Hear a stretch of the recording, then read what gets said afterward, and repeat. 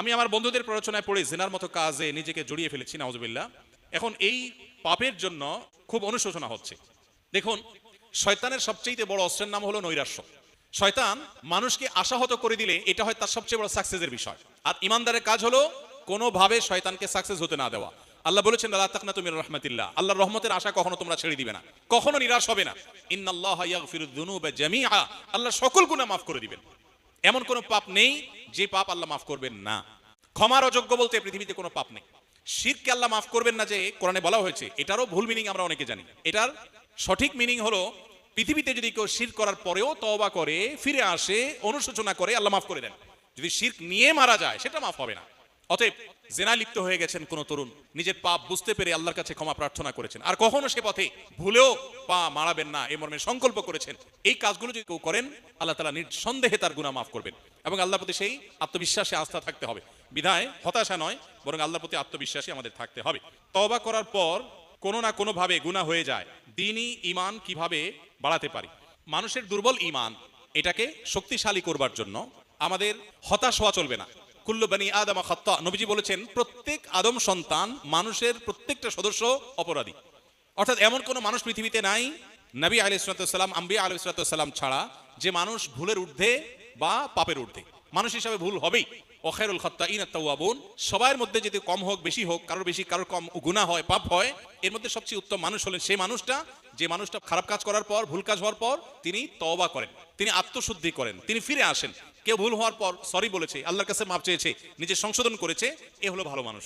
অতএব আমার গুনাহ হয়ে গেছে সেজন্য আমি মন খারাপ করে ভেঙে পড়বো, হতাশ হয়ে যাব, এটা ঈমানদারের পরিচয় নয়। আল্লাহ বলেছেন, ওয়ালা ইয়াইআস মির রাউহিল্লাহি ইল্লাল কওমুল কাফিরুন, আল্লাহর রহমত থেকে অবিশ্বাসী ছাড়া কেউ নিরাশ হতে পারে না। পৃথিবীর উন্নত দেশ, পৃথিবীর সবচেয়ে সুখী দেশের তালিকায় টপ 1, 2, 3, 4 বা টপ 10 এর যে দেশগুলো আছে, এইগুলোতে আত্মহত্যার প্রবণতা ভয়ঙ্কর। আমাদের দেশে এখন মানুষের বৈষয়িক এবং জাগতিক যতটা উন্নতি আছে, 2, 3, 4 দশক, 2, 4, 5 যুগ আগে আমরা চলে গেলে দেখবো দেশে অবকাঠামো এত উন্নত ছিল না, এত জিনিসপত্র, এত সম্পদ মানুষের ছিল না, এত খাবার দেশে ছিল না, কিন্তু মানুষের সুখ এখনো চাইতে বেশি ছিল। এখন মানুষ দুঃখী।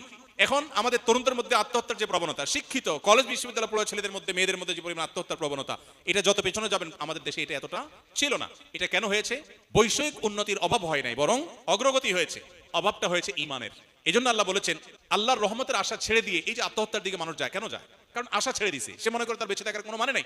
আল্লাহ বলেছেন এটা কাফিরদের মধ্যে হতে পারে, কোনো ঈমানদার আশাহত হতে পারে না। সে দেয়ালে পিঠ থেকে গেলেও বিশ্বাস করবে যে আল্লাহ হেফাজত করবেন। এজন্য আল্লাহর প্রতি বিশ্বাস রাখতে হবে। গুনাহ হয়েছে, আমি আশাহত হব না, আমি আল্লাহর রহমতের প্রতি আশাবাদী থাকবো। আল্লাহ তাআলা আমাকে ক্ষমা করবেন এবং আল্লাহর রহমতের দিকে নিয়ে যাওয়ার তৌফিক দান করবেন। আইভিএফ চিকিৎসা করা ইসলাম সম্মত কিনা? আইভিএফ বা টেস্ট টিউব বেবির যে প্রক্রিয়া বা পদ্ধতি, এটা ইসলাম সম্মত এবং শরিয়া অনুমোদিত হবে তখনই যদি সেখানে কোনো প্রকার হারামের সংশ্লেষ না থাকে। কোন দম্পতি তারা স্বাভাবিক প্রক্রিয়া যখন সন্তান হয় না, তারা যদি টেস্ট টিউব প্রক্রিয়ায় বেবির বাবা মা হতে চান, শরিয়া দৃষ্টিকোণ থেকে মৌলিকভাবে সেটা নিষিদ্ধ না। তবে শর্ত হলো সেখানে শরিয়া পরিপন্থী কোনো কিছু হতে পারবে না। যেমন স্বামী এবং স্ত্রী উভয়ের শুক্রাণু ডিম্বাণু কালেক্ট করা হবে।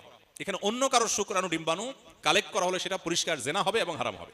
এবং এই ডিম্বাণু শুক্রাণু কালেকশন করতে গিয়ে হস্তমৈথুন বা এ জাতীয় কোনো গুনাহের উপর ভরসা করা যাবে না বা গুনার উপর নির্ভর করা যাবে না।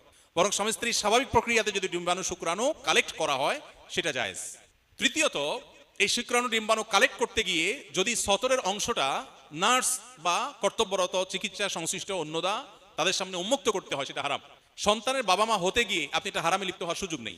লিগ্যাল ওয়েতে শরিয়ার মধ্যে থেকে আল্লাহ আপনাকে তৌফিক দিলেন, আলহামদুলিল্লাহ। না হলে আপনার আল্লাহর ফয়সালাকে মেনে নেবেন। যদি আপনার সেটা করতে না হয়, যদি কোনো নার্স বা ট্রিটমেন্ট রিলেটেড কারোর সামনে সতর উন্মুক্ত করতে না হয়, বরং শুক্রাণু ডিম্বাণু কালেক্ট করার কাজটা স্বামী স্ত্রী উভয় নিজেরা করতে পারেন। এবং এই জাতীয় কোনো হারাম যেগুলো কথা বললাম বা আরো কোনো হারাম থাকলে সেগুলো যদি অ্যাভয়েড করে কেউ আইভিএফ পদ্ধতিতে সন্তানের বাবা হতে চান, নির্দ্বিধায় শরিয়া সেটাকে অনুমোদন করে। মৌলিকভাবে নিষেধ না, তবে কোনো হারামে যেন লিপ্ত হতে না হয়। আমি একজন যুবক, সম্প্রতি একটি চাকরি শুরু করেছি। বিয়ের বিষয়ে পরিবারকে ইঙ্গিতভাবে বুঝিয়েছি, কিন্তু তারা মোটেও গুরুত্ব দিচ্ছেন না। তারা চান আমার বিয়ে যেন ইউরোপে বসবাসরত কোনো বাংলাদেশি প্রবাসী মেয়ের সাথে হয়, কিন্তু আমি দেশে থেকে জীবন গড়তে চাই। আমরা সিলেটিরা কষ্ট করে পরিবারকে রাজি করালেও আমাদের সিলেটে প্রায় সব মেয়ের অভিভাবক দেশে চাকরি বা ব্যবসা করা ছেলেদের গুরুত্ব দেন না। বিশেষ করে ইউরোপ প্রবাসী হলে ছেলে হলেই হয়েছে। এই অবস্থায় আমরা যারা চরিত্র হেফাজত করার জন্য বিয়ে করতে চাই, আমাদের কি করা উচিত? বিশেষ দ্রষ্টব্য নিজেকে হেফাজতে রাখতে আমি প্রায় রোজা রাখার চেষ্টা করি। আমার বাবা এখানে আছেন, দয়া করে এই বিষয়ে কিছু পরামর্শ দিলে উপকৃত হব। মাশাআল্লাহ, আসামি হাজির। দেখেন, এই প্রশ্নটা টু মাচ কমন। আমরা যেখানেই যাই প্রশ্নোত্তর সেশনে এই প্রশ্ন আসবেই। তো এই ধরনের প্রশ্ন ব্যাপকভাবে আমাদেরকে পেতে হয়।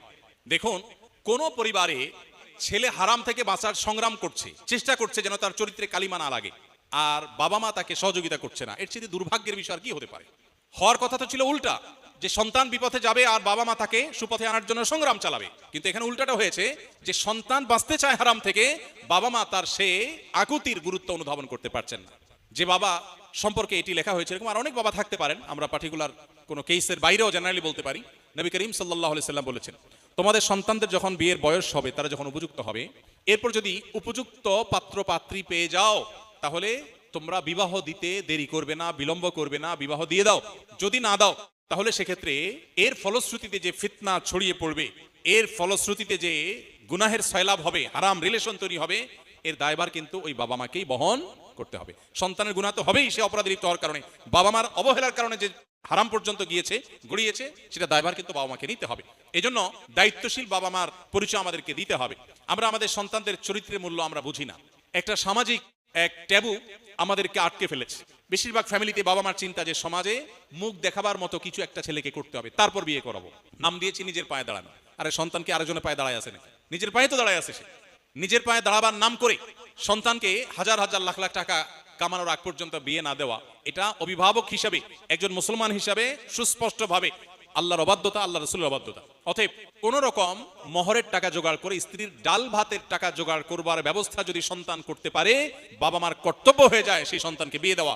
শরিয়ার সুস্পষ্ট ফতোয়া শুনেন, কোন বাবা মা যদি শরিয়াই কোনো গ্রহণযোগ্য ওজর ছাড়া নিছক পার্থিব বিষয়ে টাকা পয়সার মোহে পড়ে, সামাজিক ভাবসাবের মধ্যে পড়ে তিনি যদি সন্তানকে বিবাহ বিলম্ব করতে থাকেন এবং বছরকে বছর পিছাতে থাকেন, তাহলে সেক্ষেত্রে সেই বাবা মার অভিভাবকত্ব শরিয়ার দৃষ্টিকোণ থেকে আর থাকে না। তখন সন্তান এলাকার মুরব্বী আলেম ওলামাদের অভিভাবক বানিয়ে বিয়ে করবার অধিকার তার চলে আসে।